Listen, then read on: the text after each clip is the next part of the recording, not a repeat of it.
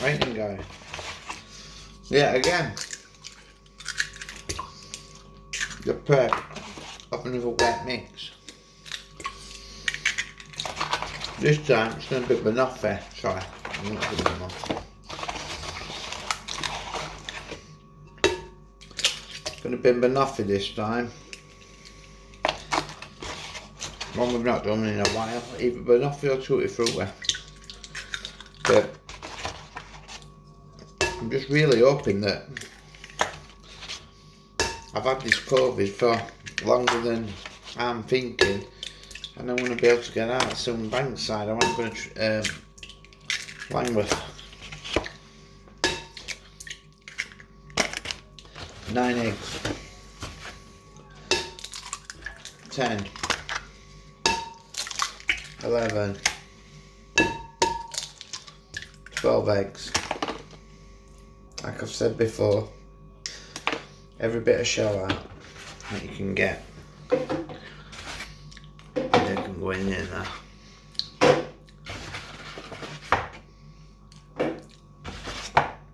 I would definitely look into also into ways. In fact, I'm gonna do the cocoa cream with this one because that's kind of I'll be able to show you a fairly easy way to roll with that one. So we've got 12 egg mix there. So into that 12 egg mix, just the normal rock salt.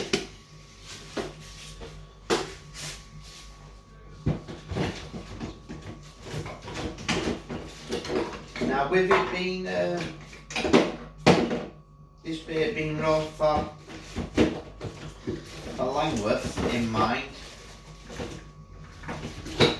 I'm actually thinking that I may well go with mainline cell. So I'm going to have to find a sweet egg, which is there. So what we do, not much cell left actually, so we've got the sweet egg, we've got the cell, essential cell, which is nice as well, that cell. So that's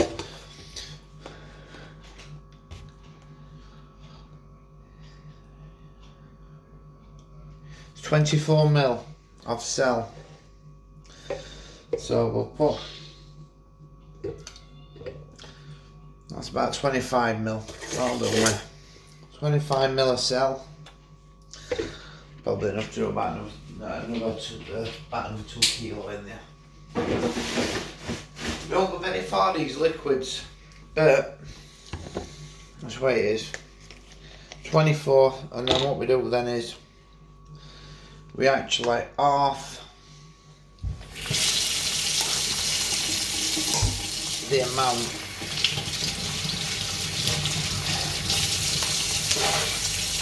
quite a good smell. When you haven't done it for a while, it really does smell nice, this stuff. So then, so it's 20, 20, 30, 25, so we'll go with around about 12 ml. About 12 ml sweet egg into that. Synthetic flavours, guys, I'm not keen on them now, but sometimes you've got to roll with it. What we're going to do is we're going to add, because of the success that I had last year on the Digerons. The only thing I'm not keen on about the Digerons, I don't like shit like that. That's why I never use that code of fucking goose shit. Right, so what we're going to do now is we're going to add about 20 ml, no, about 10 ml, 10-15 ml, only a little bit, 15 ml of pure bloodworm.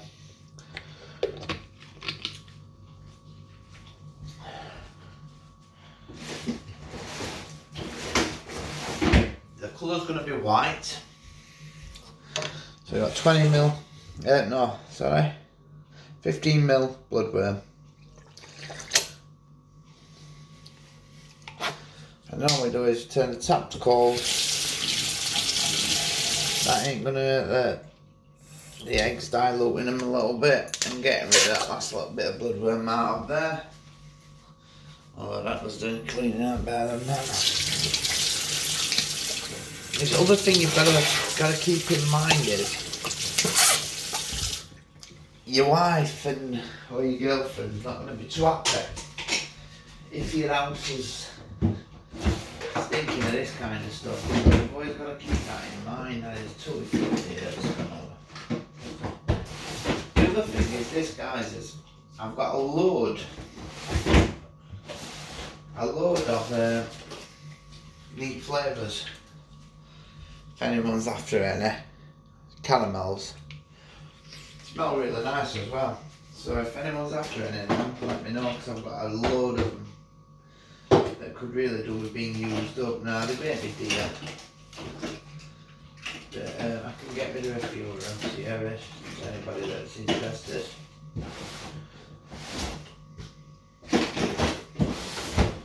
So that's that. Right, and then into that now, we've got a salt, a little bit of pepper. This will be a shelf life, by the way, this one. They always are, they always turn out a shelf life, these bits. So we add a little bit of pepper to that, just spice.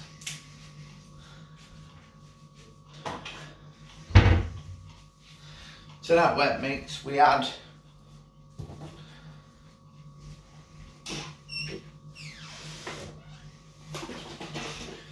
60ml of a preserve.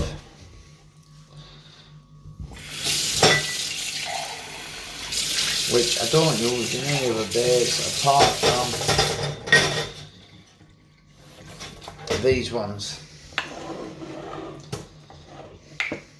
60ml of preserve.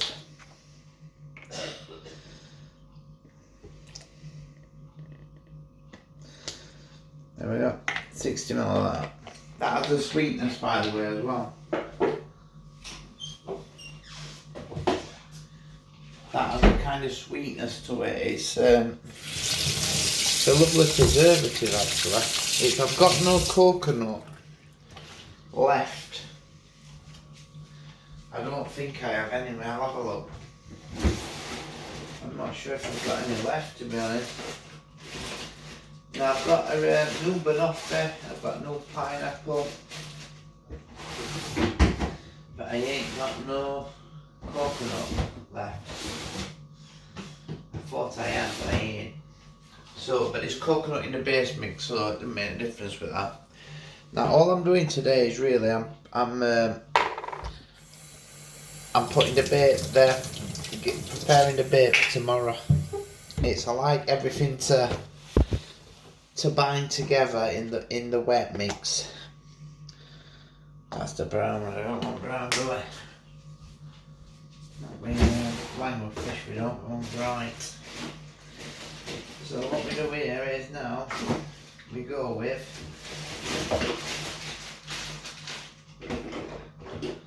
that's the brown, that's the white. So we go with a white, which I think it may go pink. And that's solely because of the bloodworm that's in there. That bloodworm's got a natural red colour to it, as you can imagine.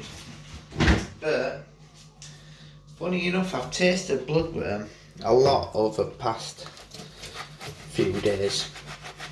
Whenever I've had it on my fingers, I always wonder what stuff's going to taste like. So I did manage to get a taste at bloodworm. And believe it or not, it is very, very sweet. And by that, I don't mean one what's been in a preservative, I mean pure bloodworm. It's got a sweetness to it. So there you go. It's a funny one. Now what we're going to do to that now is we're going to do this.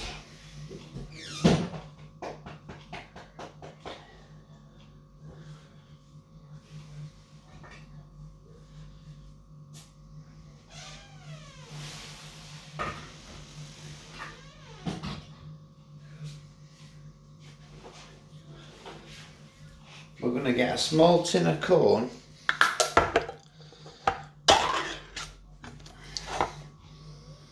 And we're going to add, well, we're not, we're going to need to pulse that up somehow. And blend it up and everything. So just pull it out. Look in here. Right, so we can pull the blender out now. And then hopefully this preservative will help to preserve this corn. So we can bang that in. Full tin of corn, which may be a little bit too much to be honest with you, but any extra we can stick in a bag, put it in the freezer and reuse it another time. But I do think carp love corn this time of year.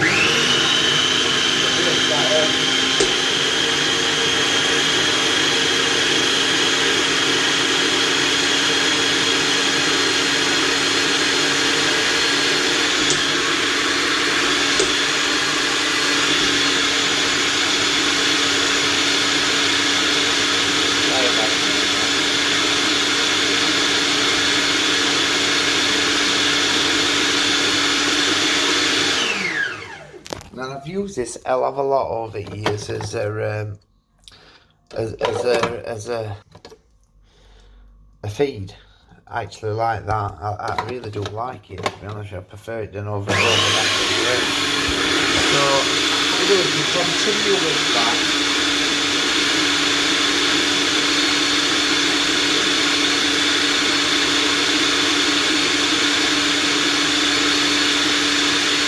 Then we add a little bit of that. We just add a touch of that. It's a great additive. And it's beautiful and all the taste to it. Really good for you as well. Now the amount of goodness in this is unbelievable, so we had a day's worth slug of that.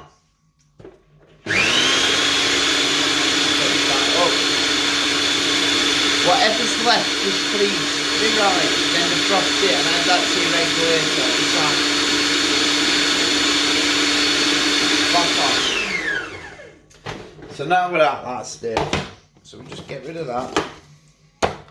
Now this is a pretty much a boilie you can all make. You've seen what I've put in there. It ain't an hard one to make, and I don't mind showing you this one at all. Now if you wanted to, all you've got to add to this is 50% semolina. I'm giving you measures here I've already first started with. I'm not going to give you the measures I'm using now because obviously I want you to try and come up with measurements yourself without me telling you exactly what I'm doing. But a 50-50 mix will give you a decent boiling mix. If you use 50% maize flour, fine, it's got to be fine. I use a coarse one now, but the fine one's easier to roll, so it will be better for you. And then a semolina fine. Now you always want the fine in semolina. Semolina holds a hell of a lot of gluten as well.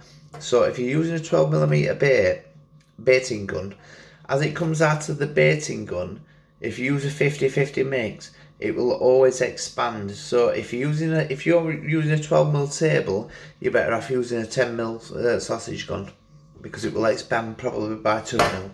So that's just a little tip for you. Now what we're going to do with this is we're going to add at least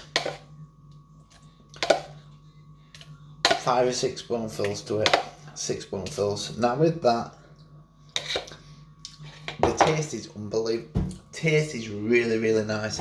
Now that is one of the best additives that I've come up with over the years to a base mixer. Really, really nice, creamy, good for you. I mean, that's just a small list of the stuff that's in it. Full of vitamins and minerals, so it's great for in fact, you know what I may do, guys? I may even add the rest of the eggs and spank the rest of that in. I think I'm gonna.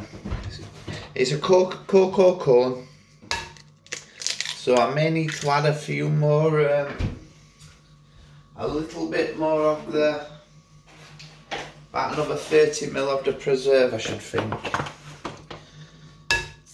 to get it banged on. But it's going to be a big rolling session tomorrow, but I've not better to do, so I may as well do it, you know what I mean? So it's a 12, 13, 16 egg mix.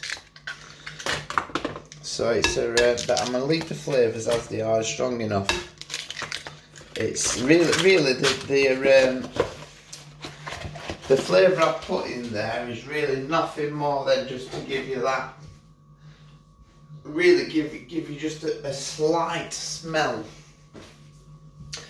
from the beer itself. It's just really, and that's what you're getting from it, which is the sweet corn. They absolutely love the stuff, so just get it in. You can't overdo it with sweet corn, I will be honest with you. They love the stuff, and there ain't a fish that swims that don't like it, so get every single bit of it, every morsel out there. It's the energy, the Nutri-Quick, I think they're called the ones I normally get are called Nutri-Drinks or something like that. And they're a lot more, they're a different flavour to these ones, but I do like these ones. They're more custardy. They seem to be a little bit, they're not as thick as the other ones. Now I'm going to have to add another 30ml of the preserve, otherwise this may go off. So we add another 30ml of the preserve. So that's that. Now I ain't a fan of these preserves, you all know that from stuff what I've done before. But sometimes you've got to do it. It's as simple as that. If you don't, the beer will just go off. And it's not bad for the fishing anyway. It's, if anything, you're doing more good than you are bad by adding stuff to the bait that's going to make it not go off, and you're not going to be feeding them shite. So I'd much rather add something that's going to give the fish something that ain't bad for them, rather than something that is possibly going to go off and they're going to be eating bait that's bad for them, if you get what I mean. So it's definitely something, it's a propylene glycol that you're going to need to make your bait shelf life. Now the weights you're gonna, not the weights, the measurements you're gonna need take a bit of working out. So it doesn't take it just takes a, I mean, I've just give you pretty much the weights there on a decent sized mix. This smells beautiful. It smells exactly like itself.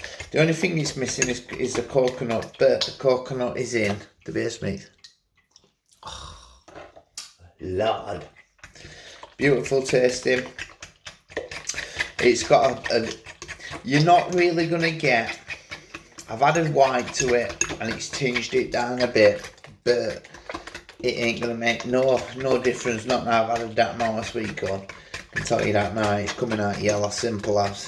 So what we'll do is, we're going to add a little bit more yellow to that actually, so it will waste of white, but it's the only way to go, as far as I'm concerned. So we'll add a bit more yellow to that. That's the other thing as well, is don't go buying, spending fortunes on full colourings. Go down to your local Asian shop, and your local Asian shop will sell these. And it's all it is, it's a dye, a yellow dye, but it's just a lot cheaper than well, you've seen sizes of a little tub, and I do about £4, you know what I mean? I think that were about £3 for that lot. So And they're great dyes as well, they really do hold the colour. So what we're going to do next, just bear with me a minute, is the milk protein that I use is baby milk. I do use goat's milk as well. Right, so we put, in fact I'm going to bung, not much of that left. Now I do need more of this stuff. I'll save this tin, it's a nice little tin. So I will save that tin, it can come in useful.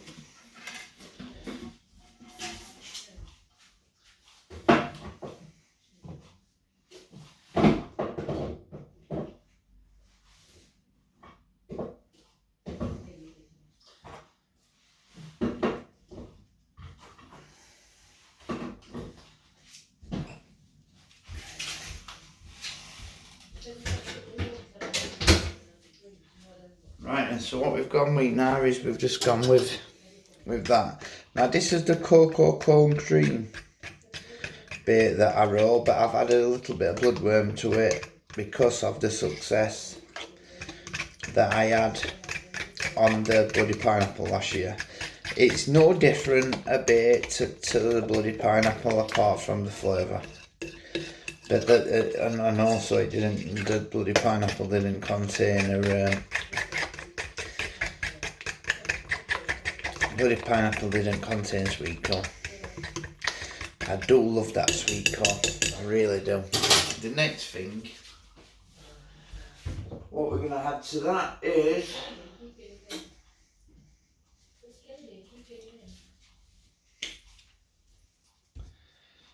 honey. We love honey. Honey's good. We love it. And that, to make my life easier,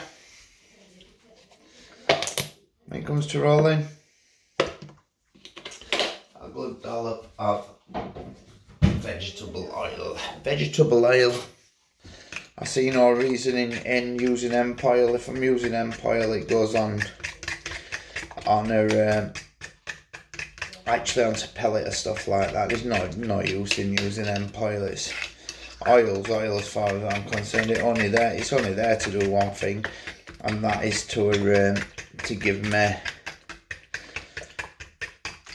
easier rolling. Simple as. This is going to be a really big base mix, this one.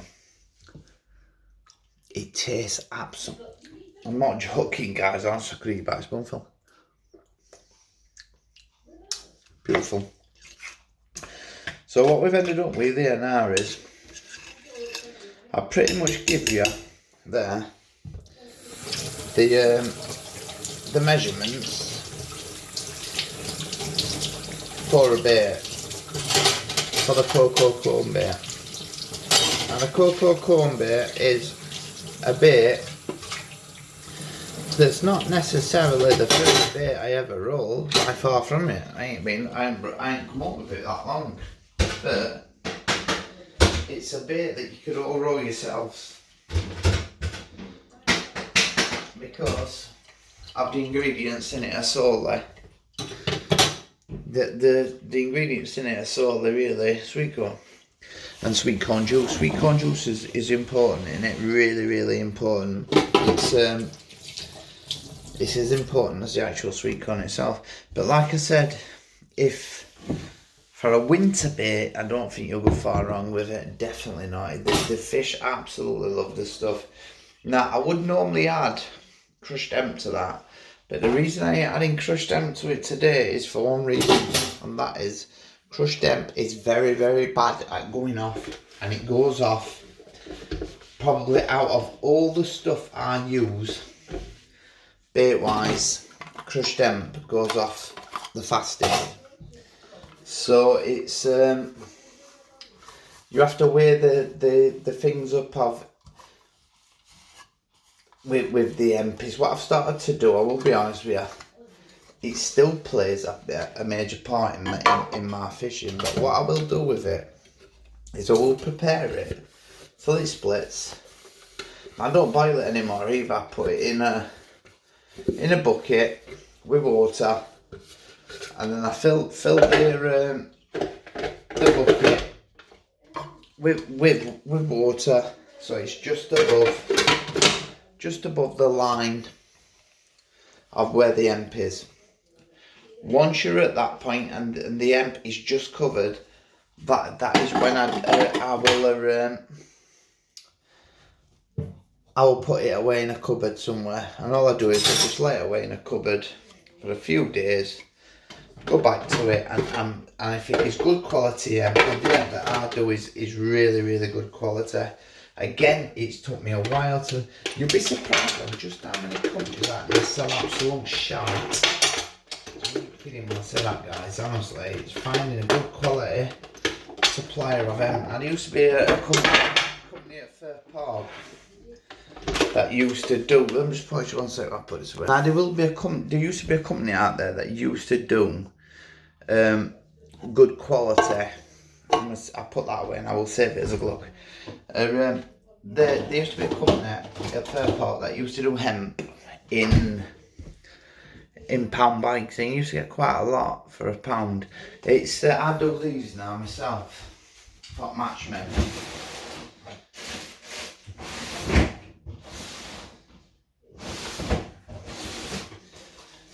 I do these because there's no tackle shops about nowadays. I just do them myself, and I do that much, and I charge £1 for them.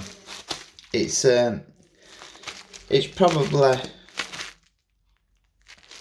probably about a pint or something like that, but when it's cooked it's probably about a pint. But I've been starting to do them, and it's at £80. Can't get it anymore, so they're £80. If it's prepped, then I'll charge them a bit more, because I always add little bits extra to it and stuff. But it's one of the main things I noticed that sent bait off was crushed in crushed form. Once it was all prepped, I put it through a blender, and that's how I prepped it. Now it definitely sent the bait off faster. So I've got two things that need added to this.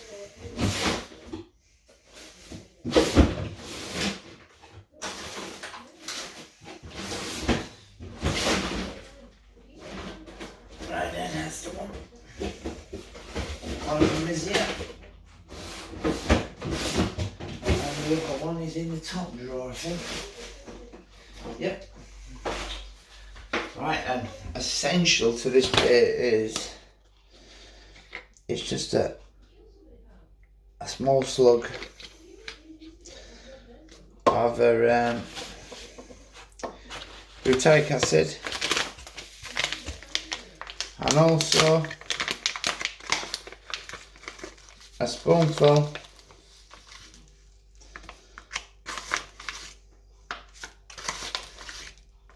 of amino.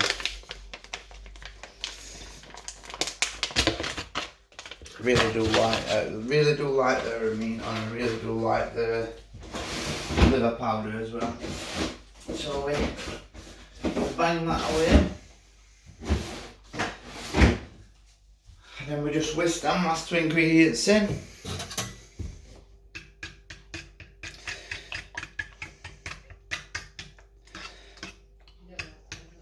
And it's purely about attraction, really. There ain't that much. Well, there is actually. I'm wrong.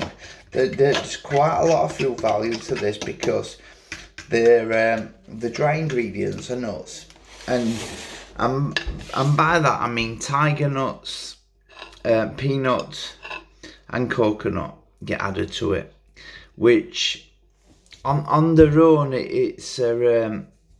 they're a really good food value bait, and I think that when you're fishing with tiger nuts and peanut, I think that's why the fish really do like them. I don't think it's because they remind them of a natural. I just think that once they've eaten them, they know that they're good for them, and that's why they like them. So, and not only that, don't forget, long before boiling, we were fishing on peanuts. We were fishing on lagging off scaffolding bars at one point with hemp stuck to it. So long before boilers come out. Now that is, I'm sure, but I probably will just show you better from this angle. But you can see the thickness of that now. It's a really, really thick liquid. Now there's a lot of you can smell from it is unbelievable as well. It's really, really is a nice smelling bait, this one. And it's this is more than likely the bait that will be going out with the first time I'm allowed out after this COVID shit. And the cocoa corn cream, and I've used it at Langworth, and it's absolutely devastating.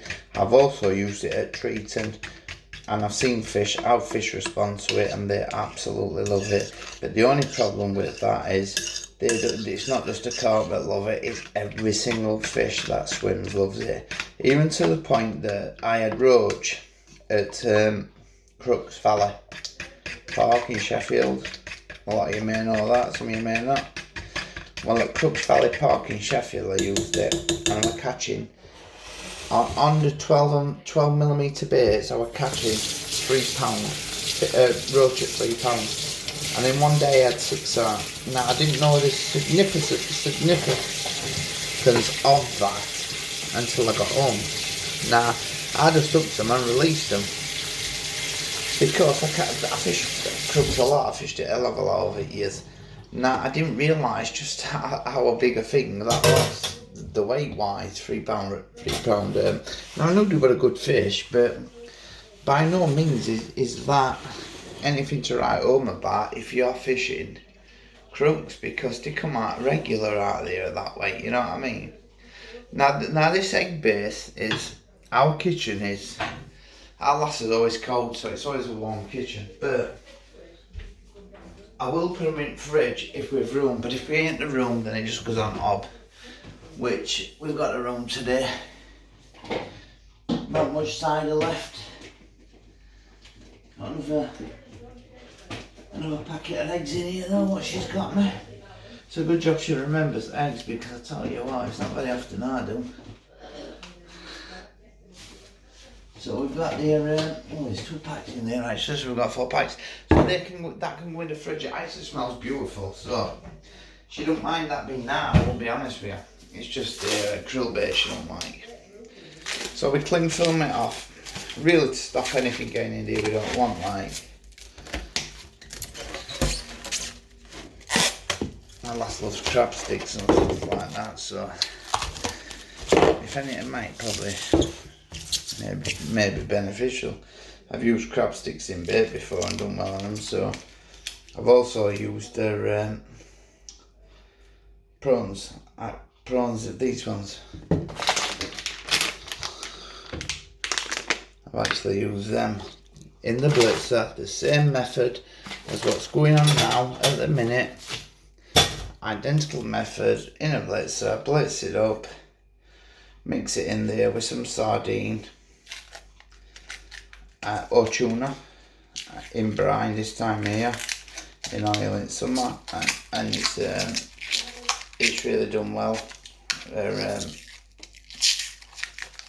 Really done well. There ain't many baits that I've done that I ain't done well, and it's just thinking about really what goes with them. And what flavours kind of go well together, and little things like the salt that gets put in there and the stuff like that. But I'm pretty sure that this will turn out to be a shelf life.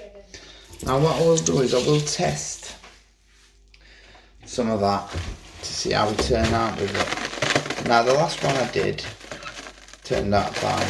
It turned out to be a shelf life, but once this is rolled, I'm hoping that once it's rolled and air dried that I'll be alright to get back out there and get a bit of fishing done.